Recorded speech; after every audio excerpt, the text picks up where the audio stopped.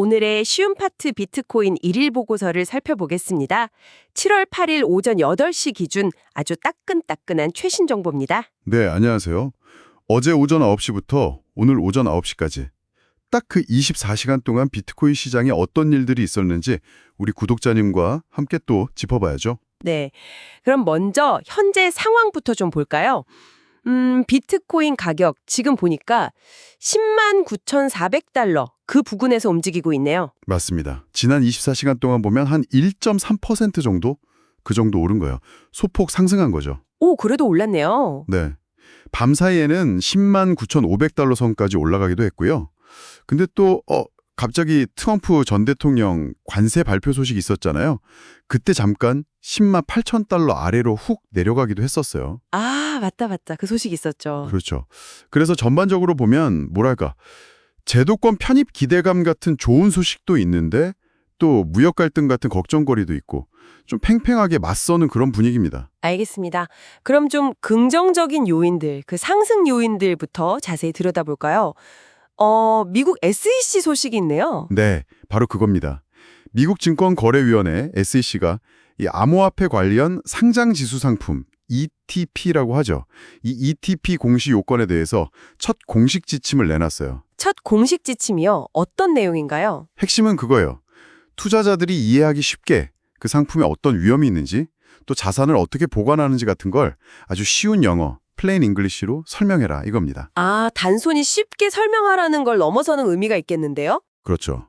시장에서는 이걸 그냥 지침으로만 보는 게 아니라 SEC가 이제 암호화폐 ETP를 좀 주류 금융 상품으로 인정하기 시작했다. 이런 신호로 받아들이는 분위기예요. 오. 네. 그래서 앞으로 솔라나나 XRP 같은 다른 코인들 있잖아요. 이런 걸 기반으로 한 ETF 승인 절차도 좀 빨라질 수 있겠다. 이런 기대감이 커진 거죠. 기간도 단축될 수 있다고요? 네, 표준화된 기준이 생기면 승인 기간이 기존에 최대 240일 걸리던 게 한 75일까지도 줄 수 있다. 이런 분석도 나오더라고요. 결국엔 기관 투자자들이 들어오기 훨씬 쉬워진다는 거죠. 그렇군요. 기관 자금 유입 기대감이 커지겠네요. 네, 장기적으로는 수요 기반이 탄탄해지는 효과가 있습니다. 자, 그리고 또 유명 인사의 움직임도 있었어요. 앨런 머스크, 아메리카당에서 비트코인을 공식 채택했다고요? 네, 맞아요.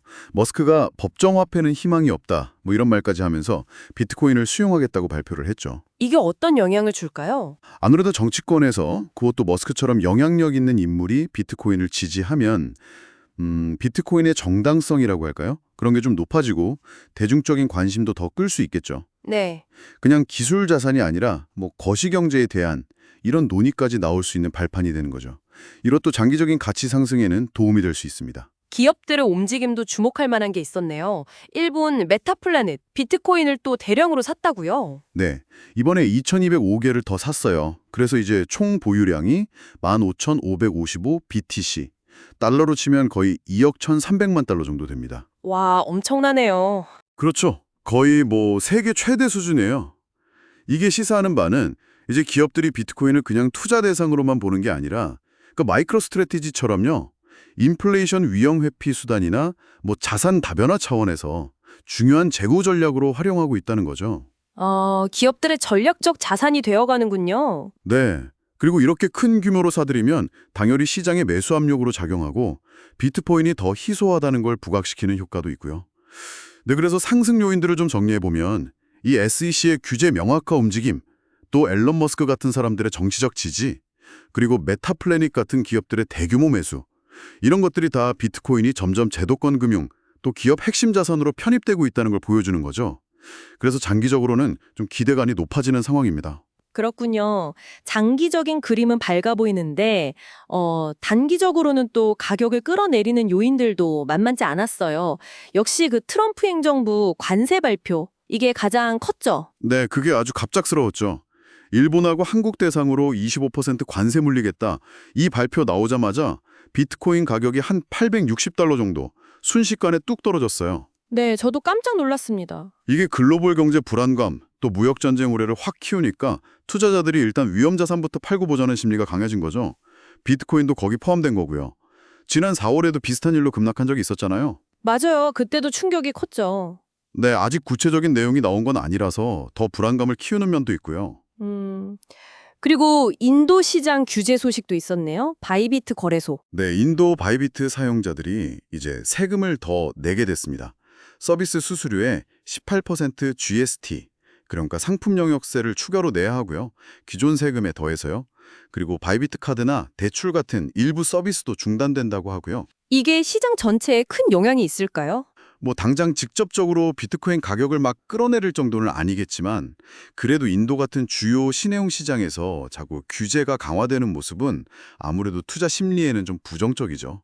유동성이 줄어들 수도 있고요. 그렇겠네요. 마지막으로 지정학적 리스크. 이건 뭐 계속 나오는 얘기긴 한데 또 중동 지역 긴장감이 높아졌다고요? 네, 이스라엘하고 이란 사이 군사적 긴장감이 다시 좀 고조되고 있다는 보도들이 나왔어요. 미국이 개입할 수도 있다는 얘기도 있고요.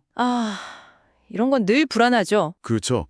이런 지역 불안정성이 커지면 투자자들은 보통 위험 회피 심리가 강해져서 비트코인 같은 자산보다는 금이나 미국 국채 같은 전통적인 안전자산을 찾게 되죠. 비트코인이 디지털 금이라고도 불리지만 아직은 이런 상황에선 좀 다른가 보네요. 네, 아직까지는 지정학적 위기 때는 좀 전통적인 위험 자산처럼 움직이는 경향이 있어요. 그래서 가격 하락 압력을 받는 거죠. 이런 긴장 상태가 계속되면 아무래도 자산을 지키려는 심리가 강해지니까 비트코인에는 부담이 될 수 있습니다. 네, 그래서 하락 요인들을 보면 미국의 갑작스러운 관세 발표, 또 인도 같은 주요 시장의 규제 강화 움직임, 그리고 중동의 지정학적 긴장 고조, 이런 것들이 다 글로벌 불확실성을 키우고 투자자들의 위험 회피 심리를 자극해서 비트코인 가격의 하방 압력으로 작용하고 있다. 이렇게 정리할 수 있겠습니다. 알겠습니다. 상승 요인, 하락 요인 다 팽팽하네요. 그럼 앞으로 24시간 동안 우리 구독자님께서 특히 주목해야 할 일정들은 어떤 게 있을까요? 네, 몇 가지 중요한 포인트들이 있습니다. 우선 그 미국 관세 유예 종료 시점이 8월 1일로 연기됐잖아요.